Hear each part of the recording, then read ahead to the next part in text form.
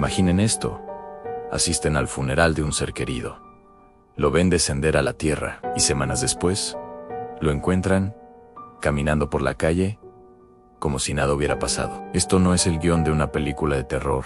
Es una historia que ha desconcertado a comunidades enteras y que desafía toda explicación lógica. Hoy vamos a adentrarnos en uno de los misterios más extraños y perturbadores, el de las personas que regresan después de haber sido declaradas muertas y enterradas. La historia central que vamos a explorar hoy ocurrió en un pequeño y tranquilo pueblo, un lugar donde todos se conocen y las noticias, buenas o malas, viajan a la velocidad del rayo. El protagonista de nuestro relato es un hombre llamado Ricardo, un personaje querido en su comunidad, conocido por su amabilidad y su disposición a ayudar a los demás. Un día, la tragedia golpeó.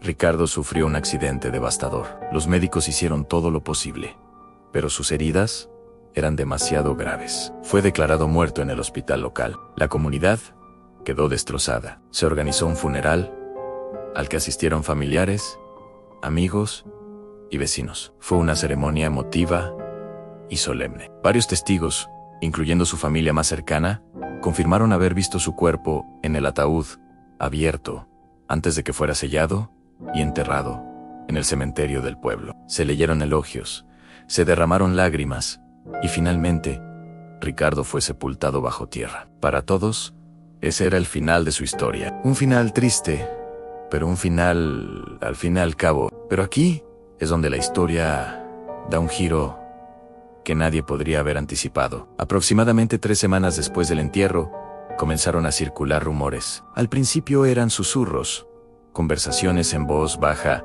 en la tienda del pueblo o en la plaza. Varios vecinos, personas respetables y de confianza, afirmaron haber visto a Ricardo. No era un fantasma fugaz o una sombra en la distancia. Lo describían caminando por su antiguo vecindario, por las mismas calles que recorrió durante años. Imaginen el shock. La primera persona que lo vio fue su vecina de toda la vida. Una señora mayo, llamada Elena, estaba regando sus plantas una tarde cuando levantó la vista y lo vio pasar.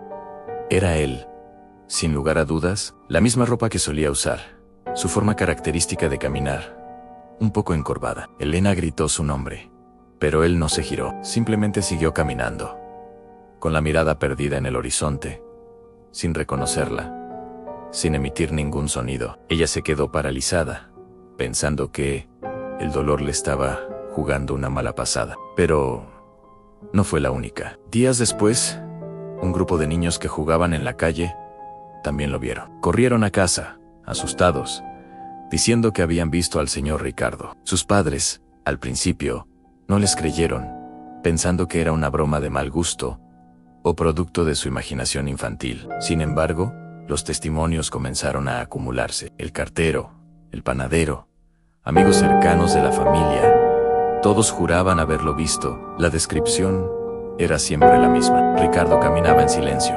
sin rumbo aparente. Su expresión era vacía, ausente.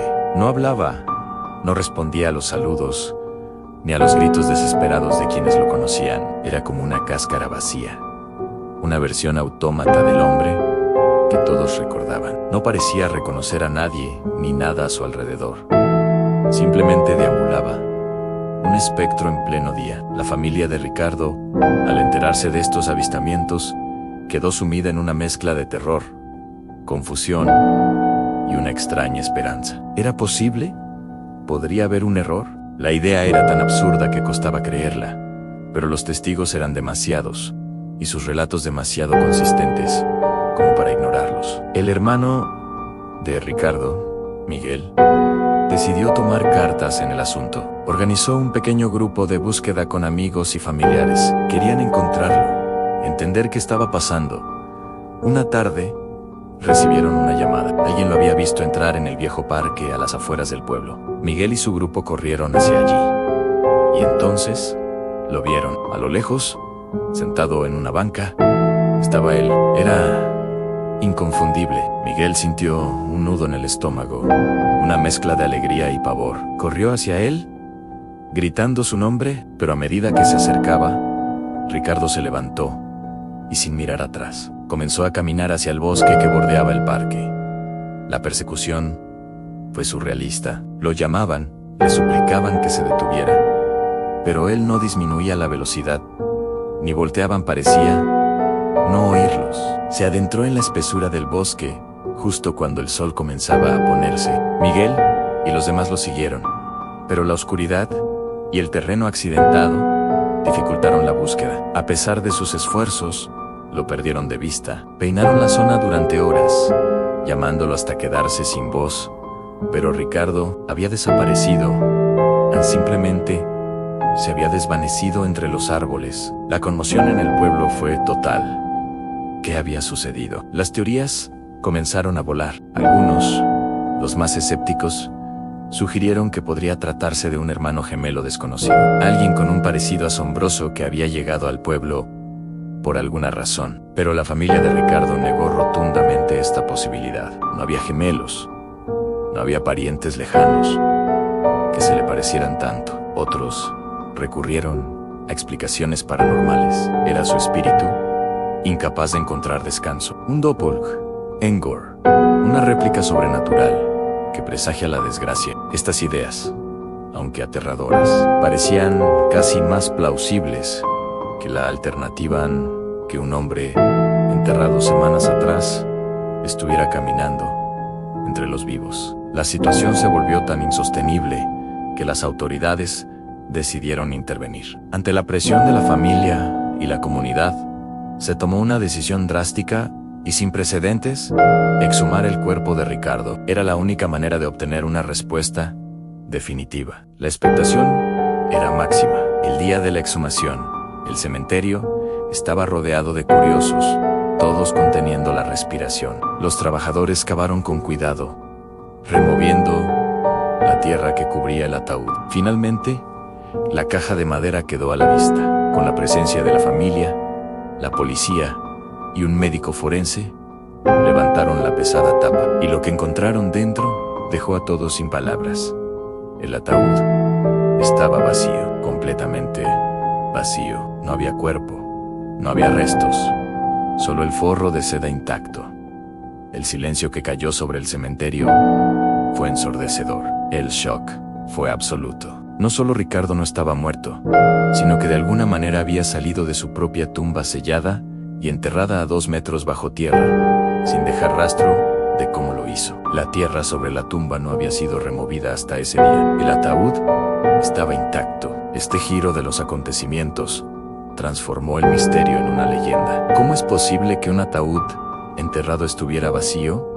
¿Cómo pudo Ricardo escapar? Y lo más importante, ¿dónde estaba ahora? La búsqueda se intensificó, pero fue en vano. Después de esa última aparición en el borde del bosque, nadie volvió a ver a Ricardo. Desapareció por segunda vez, y esta vez parece que para siempre. Esta historia, aunque parece sacada de la ficción, resuena con otros casos documentados, aunque menos dramáticos, de personas declaradas muertas, que luego regresan. En la mayoría de esos casos, se trata de errores médicos, catalepsia o condiciones neurológicas raras que imitan la muerte. Sin embargo, el caso de Ricardo va mucho más allá. El misterio del ataúd vacío es lo que lo distingue y lo que lo convierte en un enigma sin resolver. ¿Qué creen ustedes que pasó?